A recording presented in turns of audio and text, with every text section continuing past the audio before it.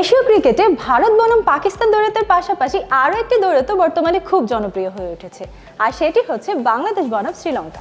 এখনো পর্যন্ত বাংলাদেশ এবং শ্রীলঙ্কা 16টি টি-20 ম্যাচে মুখোমুখি হয়েছে, যার মধ্যে 11টিতে জিতেছে শ্রীলঙ্কা এবং 5টি ম্যাচে বাংলাদেশ।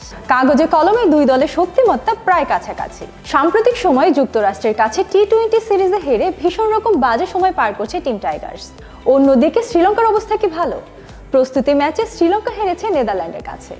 এরপর চলতি বিশ্বকাপে নিজেদের প্রথম ম্যাচে সাউথ আফ্রিকার সাথে মাত্র 77 রানে অল আউট হয়ে 6 উইকেটে ম্যাচ হেরেছে। বুঝতেই পারছেন, হতাশায় নিমজ্জিত দুই দল নিজেদের অস্তিত্ব রক্ষায় মুখোমুখি হচ্ছে, কারণ এই ম্যাচে হেরে গেলে বিশ্বকাপের দ্বিতীয় রাউন্ডে যাওয়ার স্বপ্ন অধরাই থেকে যেতে পারে এই দুই দলেরই। 8 জুন ভোর 6:30টায় বাংলাদেশ বনাম শ্রীলঙ্কা ম্যাচটি অনুষ্ঠিত হতে যাচ্ছে। গিগাবাইট প্রেজেন্স টি-20 ওয়ার্ল্ড কাপ ক্রিকেট কুইজ কন্টেস্টে আমাদের আজকের প্রশ্ন, বাংলাদেশ বনাম শ্রীলঙ্কা ম্যাচে কে জিততে যাচ্ছে?